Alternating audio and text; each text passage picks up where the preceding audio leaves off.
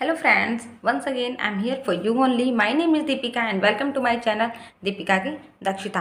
Friends, अगर आप बहुत ज़्यादा परेशान रहते हो कि आपके भी दांत बहुत पीले हैं, कौन सा पेस्ट यूज करें, कैसे करें, क्या करें कि आपके दांतों का पीलापन ख़त्म हो जाए, तो ये वीडियो आपके लिए। और अगर आप भी चाहते हो कि आपके दांत एकदम माधुरी दीक्षित की तरह वाइट एंड शाइनी हो, चमकते रहें, तो ये वीडियो ज़रूर देखना। तो चलिए आपको मैं बताती हूँ कि कैसे आप दांतों का पीलापन ख़त्म कर सकते हो। तो वैसे तो दोस्तों, दांतों का पीलापन ना कोई न्यू परेशानी नहीं है, ये कभी ना कभी आपको या किसी को भी परेशान कर सकता है।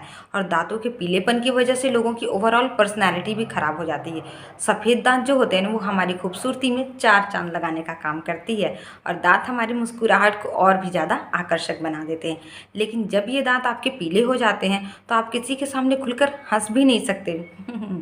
हाँ, और तो आज मैं आपको बताती हूँ कि कैसे आप अपने दांतों का पीलापन हटा सकते हैं। कुछ ऐसे घरेलू टिप्स एंड ट्रिक्स, कुछ ऐसी होम रेमेडीज जिसका यूज करके आपके दांतों को एकदम से पीलापन हट जाएगा। बट आपको इसको रेगुलर यूज करना पड़ेगा और अपने के दांत भी वाइट वाइट हो जाएंगे। तो दोस्तों, मैं आपको एक खबर बता रही हूँ। एक न्यूज़ में छपी थी वीएमडी कि नारियल तेल, जो कोकोनट ऑयल होता है ना, वो दांतों का पीलापन हटाने के लिए बहुत ज़्यादा फायदेमंद होता है। और कोकोनट ऑयल या तिल के तेल से दांतों पर रगड़ने से दांतों का पीलापन दूर होता है।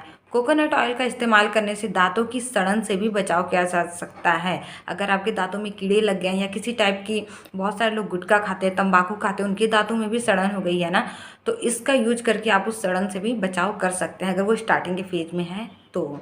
सेकंड में आपको बताने वाली हूँ कि बेकिंग सोडा से भी आप अपने दांतों को पीलापन हटा सकते हो। ये काफ़ी ज़्यादा फायदेमंद होता है। इसके लिए आपको बेकिंग सोडा और नींबू के रस की कुछ बीतें मिलाकर एक पेस्ट बना लेना है। नींबू और बेकिंग सोडा का पेस्ट आपको लेकर उंगलियों की बजाय टूथब्रश की मदद से दांतों पर आपको लगाकर टूथपेस्ट की तरह मल लें और कुछ सेकंड बाद इसे आपको साफ़ कर देना है।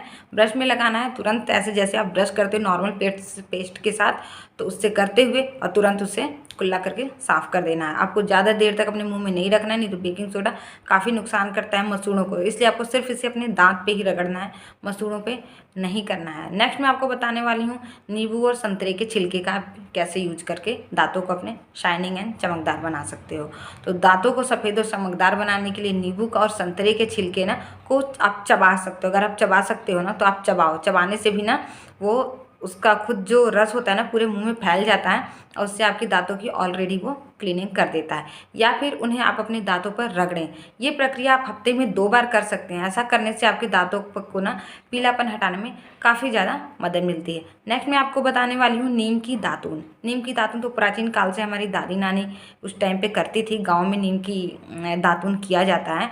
तो अगर आपके दांतों का गंदगी है, दांतों में दर्द है, सड़न है, कुछ भी है, अगर दांत का पीलापन है, तो नीम की दातुन तो बहुत ही बेहतर एंड लाइक बेस्ट विकल्प ऑप्शन माना जाता है। तो नीम की दातुन का इस्तेमाल करके आप 1 हफ्ते में आपके दांत एकदम से चमकदार और वाइट हो जाएंगे।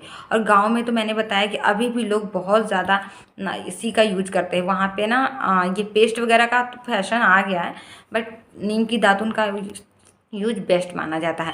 नेक्स्ट मैं आपको बताने वाली हूँ कि विनेगर का यूज करके आप कैसे अपने दांतों को चमका सकते हो, शाइनिंग बना सकते हो। तो विनेगर मुंह के अंदर बैक्टीरिया को मारने और दांतों का पीलापन दोनों के लिए काफ़ी फायदेमंद होता है। तो दांतों का पीलापन हटाने के लिए एप्पल साइडर जो होता है, एप्पल साइडर विनेगर को पानी में घोल करके आप मिक्स करो। ये काफ़ी ज़्यादा हार्ड होता है, इसे पानी में मिला करके आपको डाइल्यूट करना है और डाइल्यूट करके आप इससे कुल्ला करो या अपने फिंगर से हल्का सा इसे मसाज करके। आप ऐसा करने से आपके दांतों का पीलापन एकदम से गायब हो जाएगा और आपके भी दांत एकदम से माधुरी दीक्षित की तरह वाइट वाइट चमकने लगेंगे, शाइनी हो जाएंगे। इसके साथ साथ अगर आपके दांतों में कोई भी किसी तरह की बीमारी है, सड़न है या कीड़े भी लग रहे हैं ना, तो वो भी लगना बंद हो जाएंगे और दांत आपके इससे हेल्दी हो जाएंगे।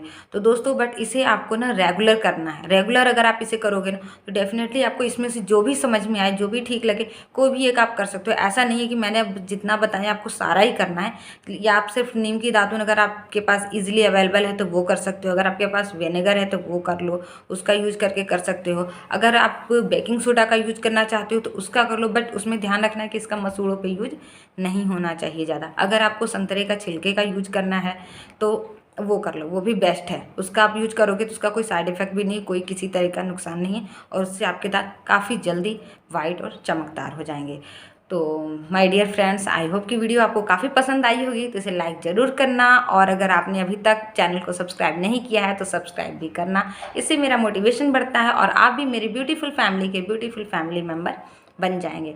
तो मिलते हैं हम अपने नेक्स्ट वीडियो में, तब तक के लिए बाय बाय।